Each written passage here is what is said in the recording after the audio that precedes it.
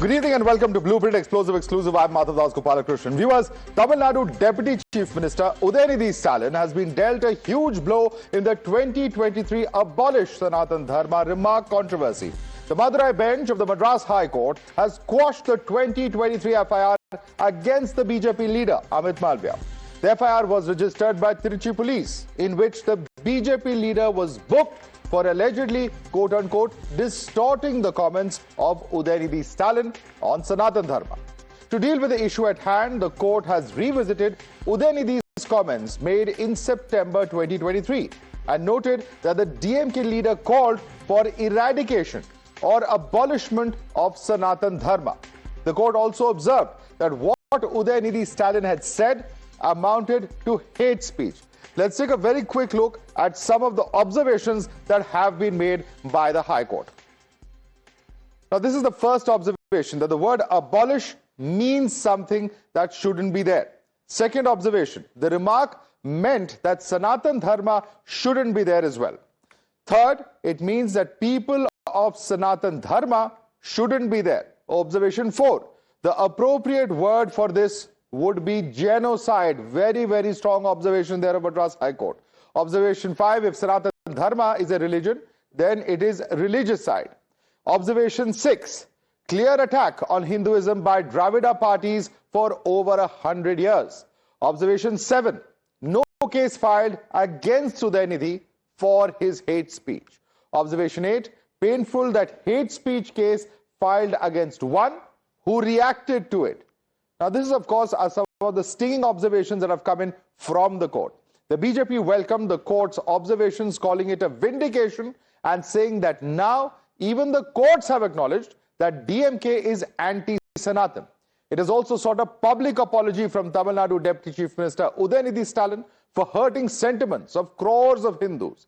DMK, however, has termed the judgment erroneous and has asserted that if there is any party that has actually worked for the welfare of Hindus, it's the DMK. The ruling party of Tamil Nadu also argued that Udhayanidhi spoke about eradication of inequality within the Sanatan Dharma. Listen in to the war of words. Udhayanidhi Stalin now publicly apologize for his toxic hate speech which hurt and insulted the faith and sentiments of crores of people. Will the Tamil Nadu CM MK Stalin now condemn the divisive and dangerously discriminative remarks of the Deputy Chief Minister? It's a scathing comment by the Honorable Madras High Court.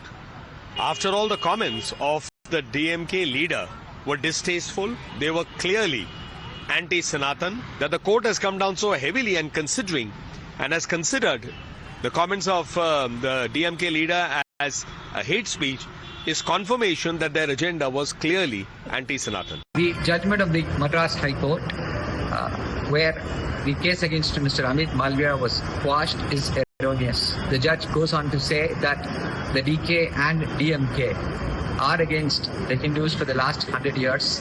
There cannot be any misconception than this. If there is a party which has worked for the welfare of the Hindus, that is the DMK party. The Sanatan Dharma debate is already settled. The Deputy Chief Minister himself clarified that we are only against the eradication of inequality aspect within Sanatan Dharma. There has to be equality. An individual can have whatever opinion they want, but as a party in power, as a government, we are supposed to follow the constitution. We are supposed to stand for equality and equity.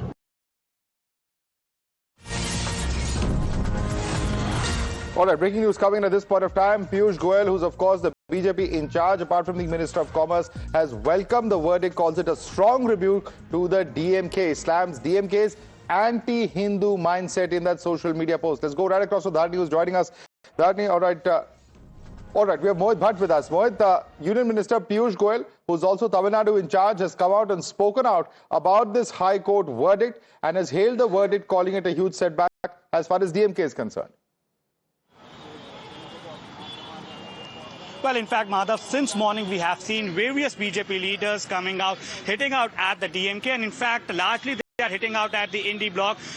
Congress also saying that it exposes their anti-Sanatan, anti-Hindu mindset, and now that the ammunition has come from the High Court after the statement of the High Court, the order of the High Court, BJP says now they are completely exposed, and the BJP also says that Udhayanidhi Stalin should be removed from his post and he should tender public apology. Now, recently a social media post has come from Tamil Nadu BJP election in charge, Piyush Goyal, who's also a very senior leader and a union minister, who has also hailed the verdict by Madurai bench of Madras High Court, quashing of the FIR against Amit Malviya, and he says that it's a strong rebuke to DMK's narrow anti-Hindu mindset. It's also a setback to India Alliance anti-Hindu ideology. And also we know for a fact that how since morning BJP leaders are coming out. They are saying that now that they have been saying that the DMK, the Congress party, they're anti-Hindu and anti-Sanatan, their stand has been vindicated by the order coming in from the High Court. So we have to wait and watch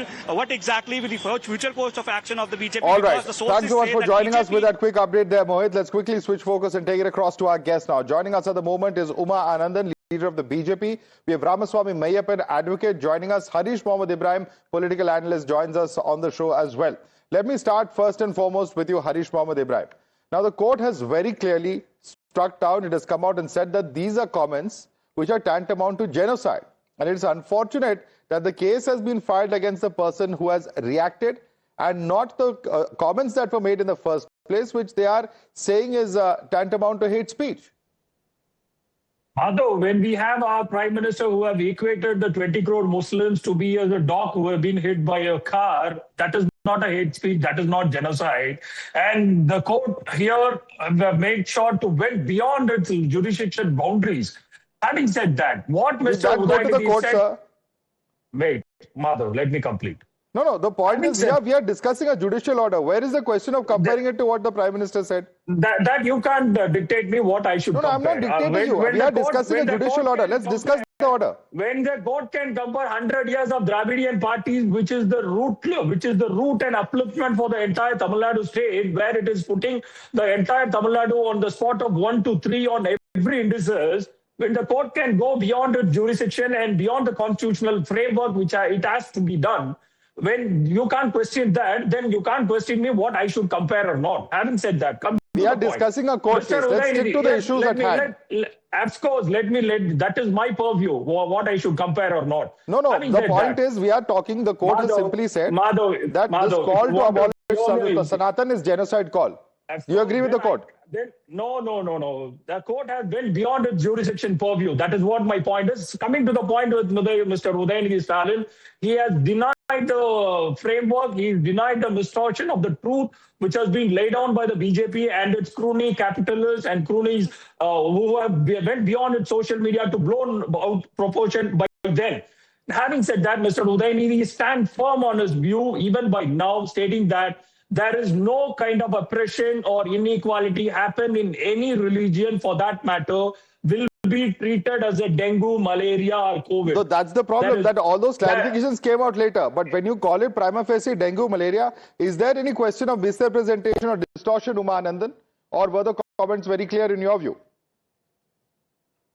See, yes, very clear. See, the judge's comments is hitting the nail on the road, and you people say it's a setback for DMK. The DMK does not care about court judgments. For them, setback is only election defeat, because we saw as recently in the Thiruparamgundram issue where the court came heavily on them, even the appeal also. What did they do?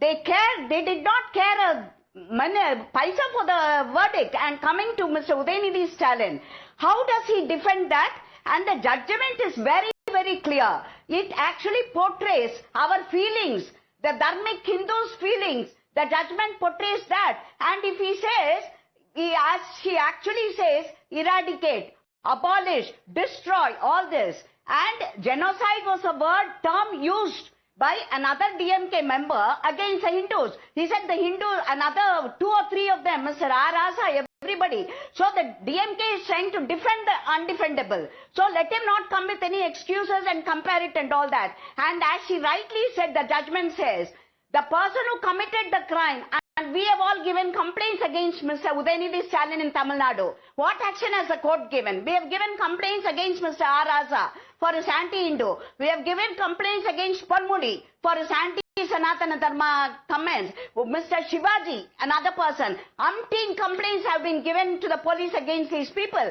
And the court never takes cognizance of these complaints. While Mr. Amit Malaviya's reaction to a very, very nasty comment is at once taken. So as he actually said in the judgment, the crime doer is not taken into account in Tamil Nadu at all. Somebody who reacts to the comment, midnight arrest, what not, everything follows. And let him not, let the DMK I want to take the question of, social reform and social injustice. Harish Mohammed Ibrahim, nobody is speaking out against social injustice. Yeah, one by one, please. One by one. Umanathan, let me put that question across to Harish Mohammed Ibrahim. The point is this, that discrimination happens within all religions. There are various religions where there is, different denominational discrimination that takes place. But why don't we see political leaders like Mr. Udhayanidhi Stalin, like Mr. A. Raja, talking about that? The point of BJP and their supporters is that Hinduism is a soft target. Respond. Madhav, let me respond to a quick query. 80% of Hindus who are the majority in India, make sure the entire 77% of other Hindus as a forward community, then everything becomes an equal. Whether the Brahminical patriarchy will do that, whether the RSS and BJP will accept that, make sure 77% of other Hindus to be treated as a 3%. No, sir, for the moment, let each religion, like it manages its own affairs, manage it. The simple point is, this does not give anybody the right to start abusing a religion, calling it dengue malaria. If you misconstrue the truth, which is behind there is an inequality between the Hindu community. We Tamil. So what about inequality in other religions? Of course, there are discrepancies in every religion. But having said that, I'm very glad you admit it. How about calling those out? Of course, even the same thing. But why does he not use words like this for other religions? Madhav, anywhere there is an inequality, be it Islam, be it Christianity, those have to be abolished. Nil. Where does Mr. Udhayanidhi Stalin, has he even once said that? That is what. Has he even once said that? Has he even once said that on record? If you are not doing that framework... No, I'm asking you. Has he said it on record? If I am wrong, correct me. Has he said that on record? On his clarification, he has stated that wherever there is an inequality, be it on any religion, it has to be abolished. Period. I am asking a simple question, Harish Mohammed Ibrahim. He said that Sanatana Dharma is a dengue and a malaria. It needs to be abolished. Please show me the comment where he made a similar comparison when it comes to other religions. Please show me. I'm wrong. Please educate me. You are pretty much right. Give me a second. Let me put it across. Madam, whenever you come, you will behave like this. Have some civility. Allow me to complete. Madhav, let me complete. Whenever there is an inequality, be it in Islam, be it in Christian, even I stand as a witness. We, as in the Tamil-speaking Muslims, who have gone from 4th generation from Hinduism to converting to Islam because of all the discrimination. Whether you can take me as a forward community, as a Brahmin, you tell me, even I am an atheist. Ramaswamy Mayappan. Switch over to... Does that answer the question? Come on, tomorrow itself. I want Ramaswamy Mayappan to respond now. Yes. So first let me come upon what the High Court judge has said in the order and the remark that the court has gone beyond its jurisdiction. The issue here is with the public prosecutor filed counter on the part of the police department.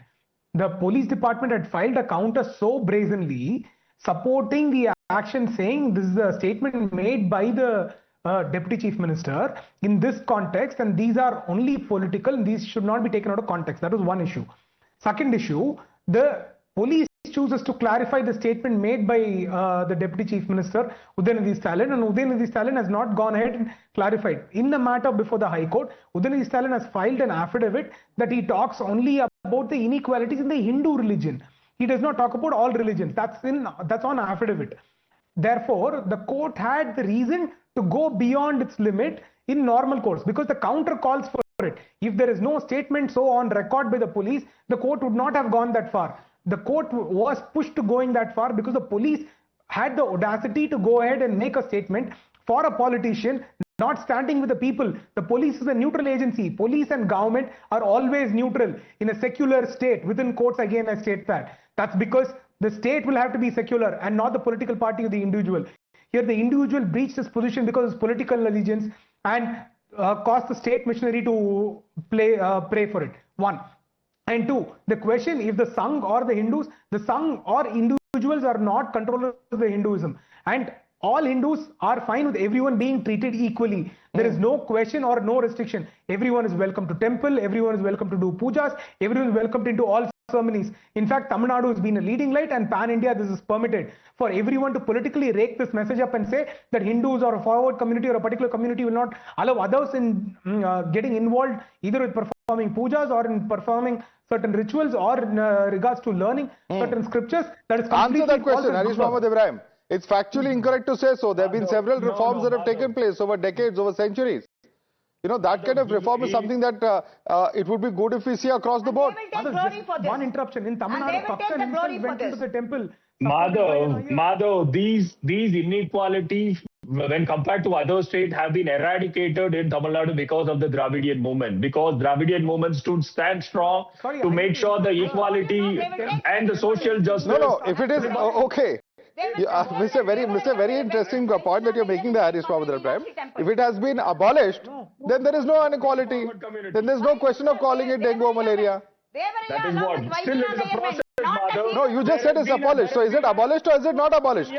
You can't be both. 2,000 years of inequality by the forward community, Brahminical patriarchy has been converted into an equal form for the last 100 years by the Dravidian parties. And there are work to complete. There are enormous work which has to be completed. And Madam Udhayanidhi or Mr. Ayyappan, can he... So first you said there is inequality, then you said it's abolished, now you say there is work to be completed.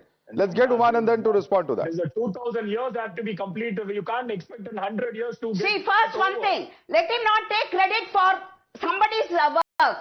It was Devaraya, along with Vaidyanatha Iyer, who went inside Madurai Meenakshi temple with the with the other people. It was condemned by their so-called leader, Mr. E.V. Ramasamy Nayakar. Let him not forget history. Let him not twist. Now are we going to see? They want to take glory for what Devaraya did.